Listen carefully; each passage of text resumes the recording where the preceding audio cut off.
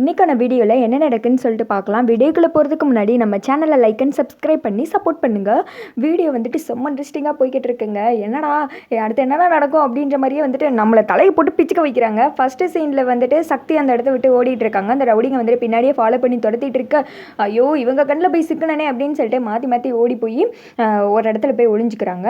அதே சமயத்தில் இந்த திக்கோ அபிராமி மீனாட்சி காமிச்சிட்டு இருக்காங்க. கோவிலில் வேண்டிட்டு தாலியை வாங்க போகிற சமயத்தில் நீங்கள் வேண்டினது நல்லபடியாக நடக்கும் அப்படின்ற மாதிரி ஐயர் சொல்ல, நாளைக்கு வந்துட்டு இந்த இடத்துல சும்மா வந்துட்டு ஒரு சடங்கு மாதிரி ரெடி பண்ணி அதில் வந்துட்டு என் மகனுக்கும் மருமகளுக்கும் கல்யாணம் வைக்கிறதா முடிவு பண்ணியிருக்கோம். நீங்கள் தான் ஒரு நல்ல நேரம் வந்துட்டு சொல்லணும் அப்படின்ற மாதிரி சொல்ல, சரி சரி நான் பார்த்து சொல்கிறேன், நின்று போன கல்யாணத்தை நடத்தணும்னு நினைக்கிறீங்க சரிதானே அப்படின்னு சொல்லிட்டு 9 to 10 நல்ல நேரமாக இருக்குது, அதிலே நீங்கள் வந்துட்டு வைக்கலாம் அப்படின்ற மாதிரி சொல்லிட்டு நாளைக்கு எல்லா ஏற்பாடையும் பண்ணி வச்சிருங்க அப்படின்ற மாதிரி அபிராமி சொல்கிறாங்க. சரின்னு சொல்லிட்டு இவங்களும் அந்த இடத்த விட்டு நகண்டு வரும்போது சக்தி மறுபடியும் ஓடி வர்றாங்க. ஓடி வந்து மேடம் மேடம் ப்ளீஸ் என்ன சில ரவுடிங்க வந்துட்டு தொடுத்திட்டு வர்றாங்க, நான் அந்த இடத்துல ஒளிஞ்சிக்கிறேன், என்னை பார்த்தீங்கன்னா இல்லைன்னு மட்டும் சொல்லிவிடுங்க அப்படின்ற மாதிரி சொல்லிட்டு அந்த இடத்துல போய் ஒளிஞ்சிக்கிறாங்க. அதே மாதிரி ரவுடிங்க வந்து தேடிட்டு அங்கே இருக்கிறவங்ககிட்ட எல்லாம் கேட்குறாங்க, இங்கே பிங்க் கலர் சுடிதார் போட்டு ஒரு பொண்ணு வந்துச்சா அப்படின்ற மாதிரி கேட்க, இல்லை நான் பார்க்கல அப்படின்ற மாதிரி சொல்லிடுறேன். இந்த திக்கோ அதே மாதிரியே அபிராமிக்கிட்டையும் மீனாட்சிக்கிட்டையும் வந்து கேட்குறாங்க, ஓ அந்த பொண்ணா இந்த பக்கம் தான் ஓடிச்சு அப்படின்னு சொல்லிட்டு தப்பான வழியை காமிச்சிட்டு அந்த ரவுடிங்களும் வந்துட்டு ஓடுறாங்க. அப்புறமேட்டு ரொம்ப தேங்க்ஸ் மேடம் என்னை காப்பாற்றினீங்க அப்படின்னு சொல்லிட்டு நர்ஸு கிளம்ப போகிற நேரத்தில் மீனாட்சி சொல்கிறாங்க, சிஸ்டர் என்னை ஞாபகம் இல்லையா, கவர்மெண்ட் ஹாஸ்பிட்டல் கூட மைதிலியை கூப்பிட்டு வந்து என்னை ஊசி போடுறதுக்காக ஞாபகம் இல்லையா அப்படின்ற மாதிரி கேட்க, ஞாபகம் இருக்குது, ஆனால் இப்போ நான் வந்துட்டு முக்கியமான ஒரு வேலையில் இருக்கேன், நான் கிளம்புறேன் அப்படின்னு சொல்லிட்டு சக்தி அங்கேருந்து கிளம்பிடுறேன். யார் மைதிலி இது அப்படின்ற மாதிரி கேட்க, இவங்க கவர்மெண்ட் ஹாஸ்பிட்டலில் ஒர்க் பண்ணுற நர்ஸு, என்ன ப்ராப்ளம் போல் அதான் இப்படி ஓடிக்கிட்டு இருக்கா பாவம், அந்த ரவுடிங்களால் ஏதோ கஷ்டம் போல் அப்படின்னு சொல்லிட்டு இவங்க 2 பேரும் அங்கேருந்து கிளம்பிடுறாங்க. அடுத்த சைடு வீட்டில் தான் காமிச்சிட்டு இருக்காங்க. அருண் வந்துட்டு சோஃபாவில் வந்து உட்காடுறாங்க. அப்போ வந்துட்டு அபிராமி சொல்கிறாங்க, நாளைக்கு கோவிலில் வச்சு சின்னதாக ஒரு சடங்கு மாதிரி பண்ணுறதா இருக்கும், அதனால எல்லாருமே நாளைக்கு அந்த சடங்கில் கலந்துக்கணும், தீபாக்கும் கார்த்திக்காக அப்படின்ற மாதிரி சொல்ல தீபா வந்துட்டு ஷாக் ஆகுறாங்க. உடனே வந்துட்டு கீதா கேட்குறாங்க, எதுக்கு திடீர்னு சடங்கெல்லாம் பண்ணிட்டு இருக்கீங்க அப்படின்ற மாதிரி சொல்ல, சும்மா தாமா அப்படின்ற மாதிரி சொல்லிடுறாங்க. போச்சு இதில் எதுவும் பெரிய பிரச்சனை இருக்கும் அப்படின்னு சொல்லிட்டு யோசிச்சுட்டு இருக்காங்க. அதே சமயத்தில் அந்த திக்க வந்துட்டு ஆனந்த் வந்துட்டு ஃபோன் பேசிகிட்டு இருக்காங்க. திடீர்னு சைடில் பார்த்தா துங்கா நிற்கிறாங்க. சார் நீங்களா, எப்போ சார் இங்கே வந்தீங்க அப்படின்ற மாதிரி சொல்ல, ஒரு சின்ன வேலை அதான் வந்து அப்படின்றாங்க. உங்களை பார்த்து எவ்வளோ நாள் ஆச்சு, வாங்க சார் வீடு வரைக்கும் சின்னதாக ஒரு காப்பி குடிச்சிட்டு போங்க அப்படின்ற மாதிரி சொல்ல, இருக்கட்டும் ஒரு முக்கியமான வேலை நான் கிளம்புறேன் அப்படின்னு சொல்லிட்டு துங்கா சொல்ல, சார் வாங்க சார் அப்படின்ற மாதிரி சொல்ல, சார் நீங்கள் முன்னாடி போங்க நான் பின்னாடியே ஃபாலோ பண்ணி வரேன் அப்படின்னு சொல்லிட்டு இவர் வீட்டுக்கு வந்துடுறாங்க. துங்காவை பார்த்ததுமே வந்துட்டு பயங்கரமாக ஷாக் ஆகிடுறாங்க.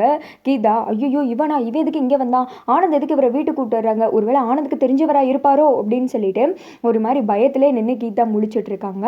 அதே சமயத்தில் துங்காவும் வீட்டுக்குள்ளே வரும்போது ஃபோன் வந்துடுது. ஃபோன் பேசுகிற நேரத்தில் கீதா வந்துட்டு குடுகுடுன்னு ஓடி போய் மேலே ஒளிஞ்சிக்கிறாங்க. ஐஸ்வர்யா வந்துட்டு பார்க்குறாங்க, எதுக்கு இவரை பார்த்து பயந்து ஓடுறா அப்படின்னு சொல்லிட்டு பார்த்துட்டு இருக்காங்க.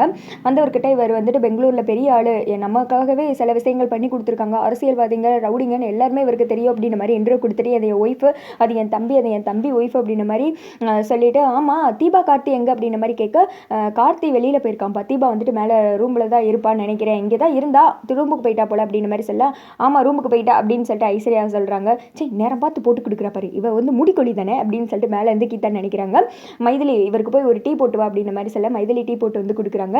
தீபா போய் கூப்பிட்டு வாமா அப்படின்ற மாதிரி அபிராமி சொல்ல, பூச்சி நம்மளை தான் கூப்பிட வராங்க அப்படின்னு சொல்லிட்டு குடுகுடுன்னு ரெஸ்ட் ரூம்குள்ளே ஓடி போய் ஒளிஞ்சிக்கிறாங்க. மீனாட்சி வராங்க, அக்கா எனக்கு வயிறு வலி, நீங்கள் எப்படியா சொல்லி சமாளிச்சிருங்க அப்படின்ற மாதிரி சொல்ல, மைதிலையும் போய் வந்துட்டு தீபா வேலையாக இருக்கா அப்படின்ற மாதிரி சொல்லிடுறாங்க. அடுத்து வந்துட்டு துங்கா, எனக்கு ரொம்ப வேலை இருக்குது நான் கிளம்புறேன் அப்படின்னு சொல்லிட்டு வெளியில் வராங்க.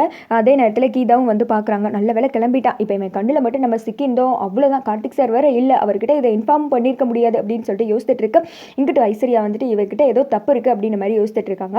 அடுத்த சைடு வந்துட்டு வெளியில் வந்து துங்கா கிட்ட, சார் நீங்கள் எதுக்காக இங்கே வந்திருக்கீங்கன்னு தெரிஞ்சுக்கலாமா அப்படின்ற மாதிரி சொல்ல, இந்த ஃபோட்டோவில் இருக்க பொண்ணத்தை தேடி வந்துட்டேன், எங்களை ரொம்ப அலக்கழிக்கிறா அப்படின்ற மாதிரி சொல்லிட்டு இந்த ஃபோட்டோ வந்துட்டு கொடுத்துட்டு போகிறாங்க. அவர் போனதுக்கப்புறம் ஃபோட்டோவை திறந்து பார்த்தா கீதா ஃபோட்டோ. அதை பார்த்ததுக்கு ஆனந்த் ஷாக் ஆகிடுறாரு. என்ன இதில் வந்துட்டு தீபா இருக்காளே அப்படின்னு சொல்லிட்டு விறுவிறுன்னு கால் பண்ணி விசாரிக்கிறாங்க. இந்த பொண்ணு யார் சார் அப்படின்ற மாதிரி கேட்க, அவனு வந்துட்டு நடந்தது எல்லாத்தையும் சொல்கிறேன், இவளை என் கையால் கொல்லணும் அதுக்கு தான் தேடிட்டு இருக்கேன் அப்படின்ற மாதிரி சொல்லிட்டு கட் பண்ணிடுறேன். ஓஹோ அப்போ இதில் ஏதோ இருக்குது அப்படின்ற மாதிரி ஆனந்த் யோசிச்சுட்டு இருக்காங்க. அடுத்த சைடு சக்தி வந்துட்டு அந்த எஃப்எம் இடத்துக்கு வந்துட்டு போயிடுறாங்க. சார் நீங்கள் தான் வந்துட்டு அட்ரஸ் சொல்ல வந்தவங்களா அப்படின்ற மாதிரி கேட்க, ஆமாம் அவங்க வீடு அடையாரில் இருக்கும், அதை தவிர வேறு எனக்கு எது தெரியாது அப்படின்ற மாதிரி சொல்லிடுறேன்.